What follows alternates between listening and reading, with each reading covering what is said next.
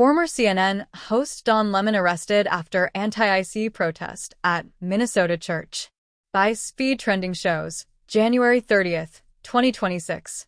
Former CNN anchor Don Lemon was arrested on January 30th, 2026, in connection with his involvement in a protest that disrupted a church service in St. Paul, Minnesota, earlier this month. The arrest has ignited intense debate over press freedoms, the role of journalism at protests, and federal enforcement actions under the current U.S. administration. Lemon, who left CNN in 2023 and now works as an independent journalist and online host, was taken into custody in Los Angeles by federal agents from the FBI and Homeland Security investigations while covering the Grammy Awards. Prosecutors allege his actions at a January 18th protest may have violated federal laws meant to protect places of worship and religious expression. The incident at City's Church. The protest took place at City's Church in St. Paul, where demonstrators entered during a Sunday service chanting slogans such as "ICE Out" and "Justice for Renee Good." The demonstrators were opposing U.S. Immigration and Customs Enforcement (ICE) policies and believed one of the church's pastors had ties to the agency. Lemon live-streamed much of the event, interviewing participants, congregants, and church members. Federal prosecutors contend that his presence, particularly following the group into the sanctuary, amounted to participation in the disruption rather than neutral journalism. The charges reportedly include alleged violations of the Freedom of Access to Clinic Entrances (FACE) Act and civil rights statutes protecting the free exercise of religion. Government response and legal claims. Attorney General Pam Bondi confirmed the arrests of Lemon and 3 others at My Direction, characterizing the protest as a coordinated assault on a place of worship.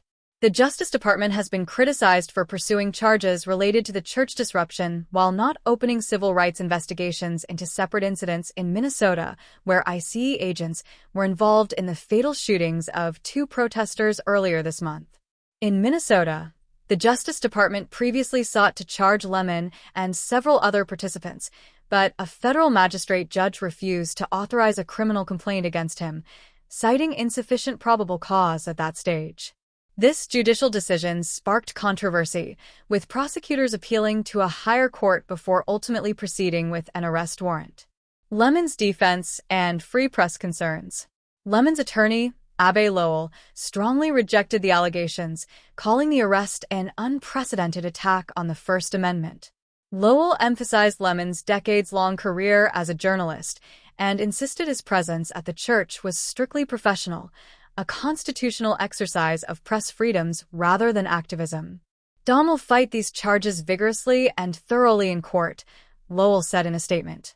The arrest has drawn responses from national figures, including lawmakers and press freedom advocates, who warn that prosecuting journalists for covering controversial protests could chill reporting on important public issues. House Democratic leaders have condemned the Justice Department's actions as attacks on constitutional rights. Political and social context. The case comes amid heightened tensions over immigration policy enforcement and federal civil rights investigations in Minnesota. The protest that triggered the church disruption was part of broader demonstrations against ICE operations and alleged misconduct by federal agents. Critics argue that the federal focus on prosecuting protesters and journalists detracts from accountability for law enforcement actions in other incidents. What happens next? Lemon is expected to appear in federal court in Los Angeles for initial proceedings. The specific charges have not been fully unsealed, and legal debates are underway over whether Lemon's actions can be distinguished from protected journalistic activity under the First Amendment. Observers say the case could become a pivotal test of press protections and government authority in covering and participating in civil protests.